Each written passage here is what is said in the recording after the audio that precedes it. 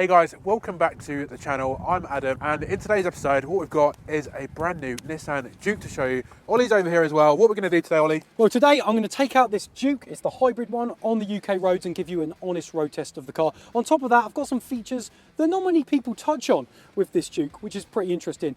I have a banging price for a deal on this Juke, which just makes it ridiculous. And on top of that, I'm going to tell you the best trim level to get, because there are a few, but I think there's only one. If that sounds good, keep on watching. Just to let you guys know, we release an episode every single Friday. Next week, we check out the Audi Q6 e-tron, so make sure you hit that subscribe button so you don't miss the episode. Okay, so there's two types of Jukes you can get. You can get a 1 litre petrol, or you can get this, the 1.6 petrol engine hybrid. It's got a 1.2 kilowatt hour battery, which Nissan say is good for around 2 miles. I think you probably get about 1 mile, maybe, depending on how big your battery is. It's 143 brake horsepower. You've got a little electric motor as well, which is about 49 brake horsepower. And it all works together, and it is very smooth. You cannot feel those gear changes. It's got what they call a multi-modal 6-speed auto gearbox. So there's 4 internal combustion engine gears and then 2 gears with the electric motor. And apparently there's like 15 different combinations where it can go into this gear, go into that gear. But when you're driving along, honestly, it's really smooth, especially when you're going around 60, 70 on the A roads and the motorway. The car's really smooth. You don't hear the engine. It's like a low, dull hum. So at the moment, I think the hybrid is a really good one to go for because of the MPG. Nissan say 58.5 MPG you can get. At the start of our journey today, I have reset the tripometer and the MPG computer. So at the end of the day we film, I will tell you firsthand what we are averaging to see if we can get anywhere near that 58.5. Let's talk about the Juke's boot space then. So this is the hybrid. You're looking at 354 litres of boot space. The non-hybrid, you get 422 litres of boot space. Now, you've got a 60-40 split, so you can get some more if you put those seats down. And you do have an adjustable boot floor as well. But when you do change it and you put it down at the bottom, it kind of gives you a bit of a lip. So there is that. And then when you lift up the other floor, you've got a load of gubbins down there that you could probably squeeze a few things in there.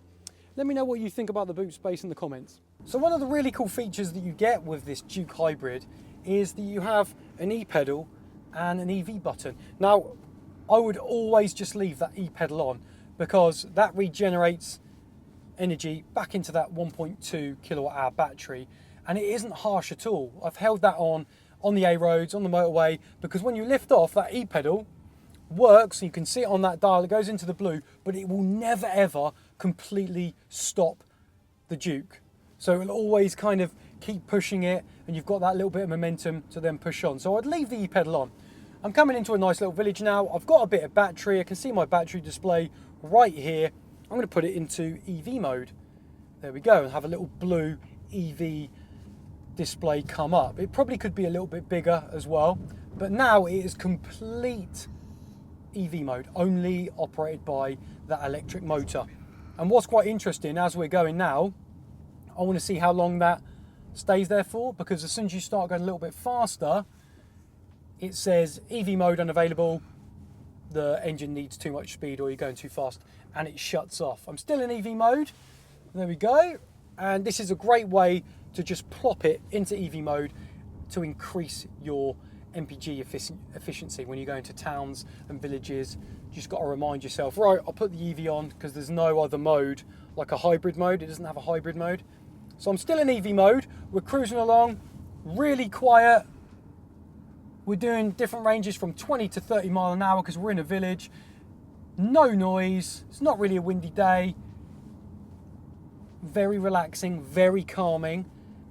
And this is where this Juke hybrid just works really well. And I'm still in EV mode, so I'm still just depleting my battery in this car. So this is when you can really, get that claimed 58.5 mpg, even more so. If you're someone with a bit of a light foot, then this will work really, really well. And those two buttons are brilliant. get yourself in a Juke and have a go with the e-pedal and the EV mode, and you will be pleasantly surprised. Right, let's have a look about the design of this car then, to see if you like this car. I'm going to show you a few little points around the car, so let me turn you round. Starting off at the front, what do you think of the front, Ollie? I like the front. I've always, since they've gone from the Gen 1 Juke where the lights are kind of protruding the car, this is a lot sleeker. They've tried to copy the Qashqai, haven't they? I think it's good. You've got the Y spoke lights down there, which look good. New Nissan badge. I think the front of this car, it's improved, especially since that Gen 1, because everyone knows the Gen 1 was quite an ugly car. It's polarising, the Gen 1, even though it did really well in 2015 when it came out. It is polarising, and it's a lot more smoother, this look. Anyway, moving round to the side of the car, what do we think? The lines of this car is quite nice. It's actually smaller than what you think in person. I thought this car was actually a little bit bigger before I saw it, but these wheels, they look pretty standard. What do you think about those? So these are the 17 inches. This is the n-connecta trim. You can go up to 19 inches on the next Tecna trim level. But to be honest, if you're looking for comfort, 17 inches are going to be better for you. It's a good option. Obviously, you can tell it's a hybrid. More about that later. Moving around the back of the car, here we go.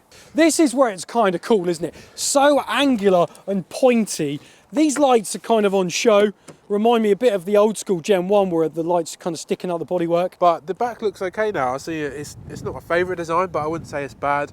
I feel like, you know, it's quite appealing to the masses. You've got this door handle on the side, which is okay. I think that's like a good aero, isn't it, when you've got the door handle on the side. We've even seen brands now, like the Kia EV3, kind of copy that. That's potentially, you're right. Yeah, Nissan were the pioneers in the handle being on the window. I think it's overall, it's just a little bit more modern than the Gen 1. And there was a few more changes to the 2024 model, which we'll talk about when we get inside the car.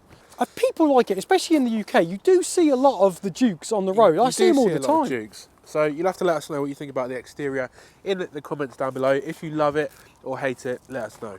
What is the Juke like to drive on an A road? Let's put it into sport mode as well, because I do want to show you how loud the engine can be. Tell you what, it is good. And this is the loudest that you'll hear the engine. When you're in sport mode, that's when you really start to hear the hum of the engine working. But what I really enjoy about the car is just that electrification part with the electric motor. As soon as you want to go, it's quite slow from a standstill, like 0 to 62 is 10.1 seconds. But when you're on the move and you want that kick down, this Juke is ready to go, especially in sport mode. Steering's really good, really responsive. You don't get a ton of feedback through this car, but again, it's not really that type of car where you want those, you know, micro vibrations, knowing what the wheels are doing. But it is responsive and it works really well. And every now and again, you can just hear, that's about as loud as the engine gets, and you can hear it's kind of just revving on a bit. But when you're not in sport mode, you don't hear it. Literally got standard. I don't know who would use that. And then eco, where you just want to maximize your MPG and chill. The only thing when you're going a bit faster, and I've noticed this on the A roads and the motorways, is you do hear a slight bit of wind noise. There are 5 trim levels with the Nissan Juke. You've got a Centre Premium, n-connecta, Tecna Plus, and N Sport. And N Sport was introduced in 2024. That's the new sporty one. The only trim level I think you should go for is definitely not this one, the n-connecta. This one's at 29k.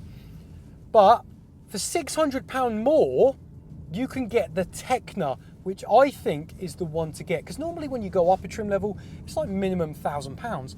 But to get the Tecna is £600 more, and you get bigger rims. You get 17 to 19s. That might not be too great with the comfort levels, but anyway, you get heated steering wheel, heated seats, you get the Bose sound system, you get 10 speakers, you get speakers in your headrest. On top of that, you get 360 camera as well. And that just makes sense. For £600 more, you're getting so much more tech. I think the ambient lighting gets better as well. And you get the Pro Pilot. I can't believe on the n-connecta, you don't get the Pro Pilot, which is Nissan's smart cruise control. Works really well. And on the n-connecta on the Qashqai, you do get it. So they're not the same level of trims. So for £600 more, I just think you get so many more tech features. it's easier to recommend. So let me know if you agree. If you think we've deserved your support in this episode, or maybe another one, you can always buy us a coffee in the description down below, just to help us with our channel and our journey along the way, so we can keep bringing you the best info on cars in our videos. Ollie's got a coffee. Just keep us caffeinated, guys. Thanks, guys. We appreciate it. The link is in the description below. Okay, a couple of negatives. It is a little bit annoying that you have to do a few little things like the bongs and bings through the steering wheel to do, because I can't find on the infotainment to turn it off, to turn off the lane keep assist and whatnot. And some brands like Kia have a button where you just press and hold, turns off the lane keep assist. So you have to do that for the steering wheel. The steering wheel itself is quite thin in parts. Now, I don't have the biggest hands for a man anyway, and a lot of my exes have said, oh, Oliver, your hands, they're smaller than mine. So the fact that I can't even get my hands, I'm getting it around it with plenty of room to spare, I'd like a little bit more girth on the wheel, and it's not like the softest either, it's quite bony. But again, it's just a little niggle, things that I've picked up on. I don't like that it doesn't have the smart cruise control on the n-connecta. I think smart cruise control now, like the Pro Pilot it's called, is kind of a given. It should be on there. So I don't like that either. But they're just some of the things I've kind of picked up having the car over some time now. You can get an incredible lease deal on a Nissan Juke as well. It's so affordable, it's so accessible for us. £289 per month, and that is with no deposit on a 10,000 miles per annum deal. I'll put the link in the description below, but lease deals can go up and down. But at the time of filming, that is what you can get. If you put some money down, you can get it down to like 150, 160 per month. But I love lease deals where you don't put any deposit down, because obviously you don't own the car. Why would you want to own a depreciating asset? So £289, 10k miles per annum. It's a 3-year deal and no deposit to pay, so you don't have to dip into your savings. And you've got yourself a Juke. Great MPG, you'd save yourself loads of money. Let me know what you think about that deal, guys, and tell me if you've seen anything better than that. Okay, so let's show you around the interior of this car and see what we think, what we like. So let me turn you around. You are greeted with this quite big, actually, screen. This is 12.3. So in the old Juke, this doesn't have this. It was smaller. So they've updated all of this, bigger screen. So in the older Jukes, they don't have this size infotainment screen. So it's really cool. The only thing, the sat-nav is TomTom.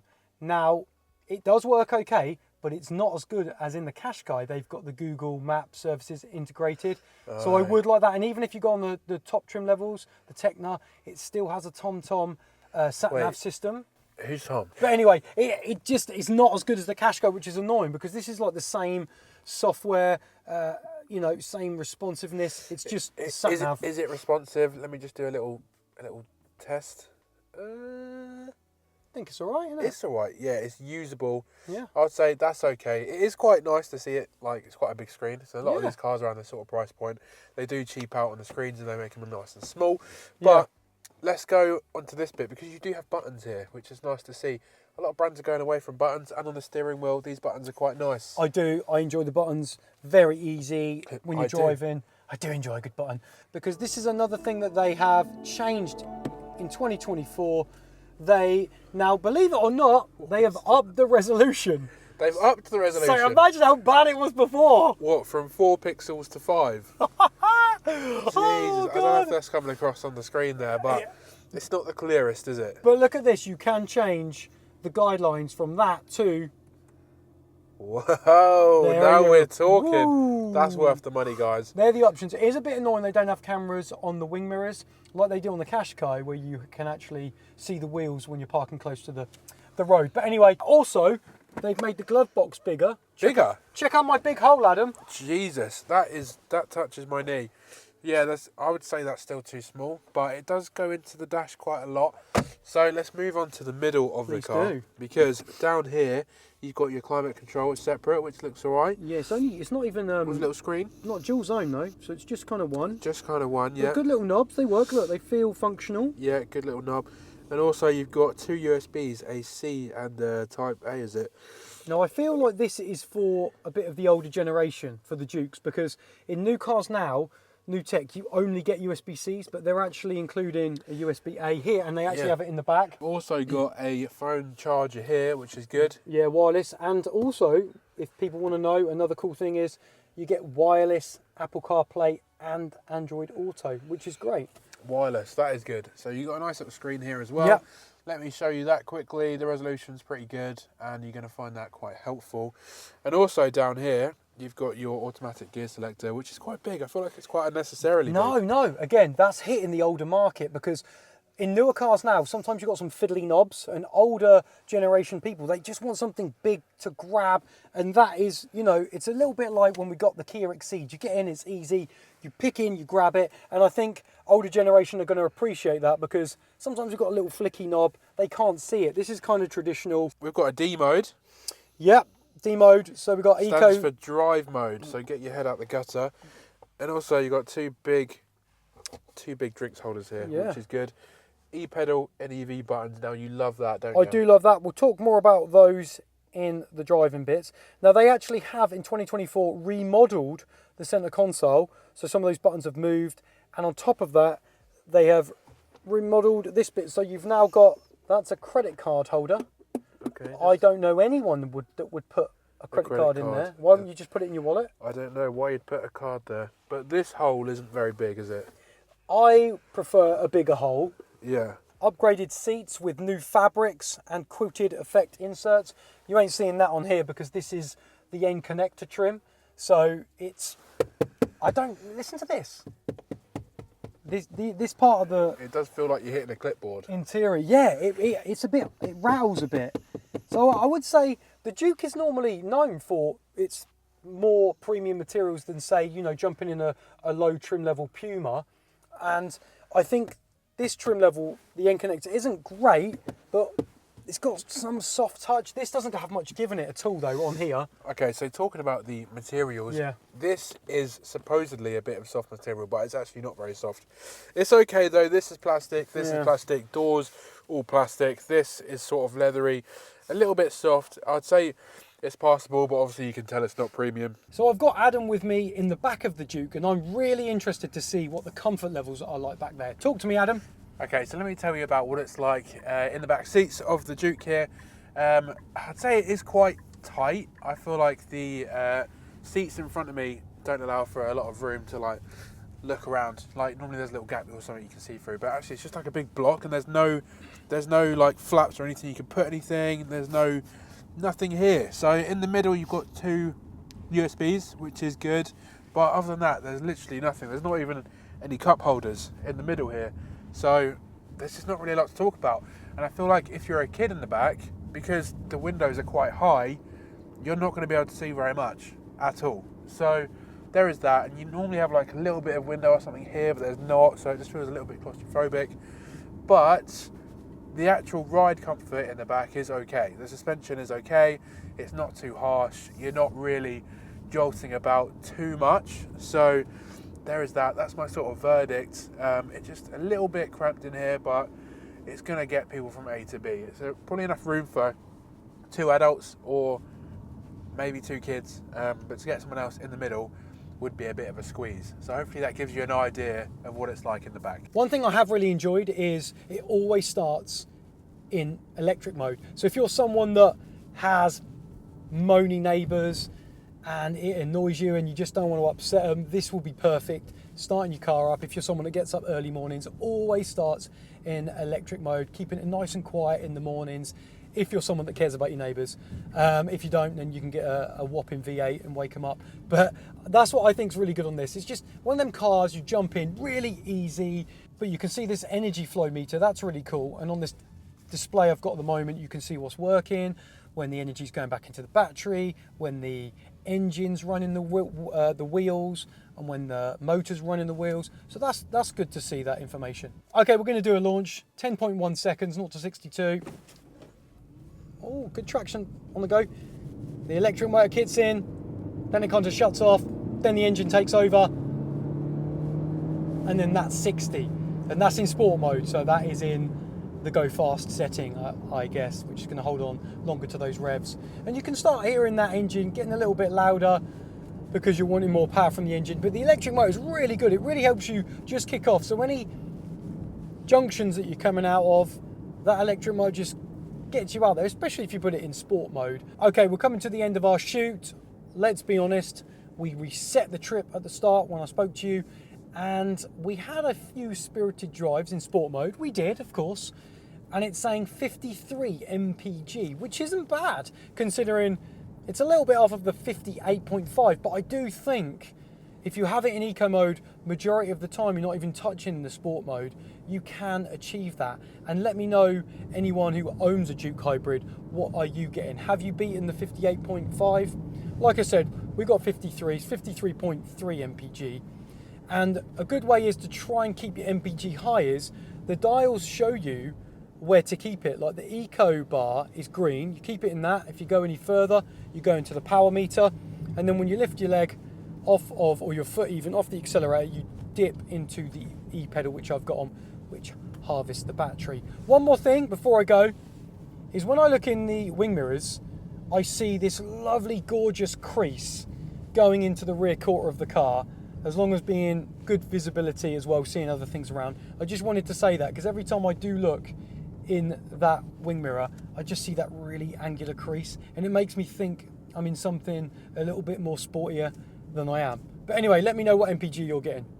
Okay, so that's been our episode on this Nissan Juke. And would you recommend it? Would you have one, Ollie, yes or no? Yes, I would. I can recommend this car. We spoke about that incredible lease deal I showed you. It makes sense. It's got some really cool features. It drives really well. I think it's great. A great option for some people. Let me know what you guys are thinking of. What would you have over the Juke? As always, throw us a like if you like the episode. Get a sub to Car Chat TV, and we'll see you on the next one. If you've made it this far, thank you ever so much for watching. I've just popped up 2 more videos on your screen that you also may like. If you do watch one, let me know what you think.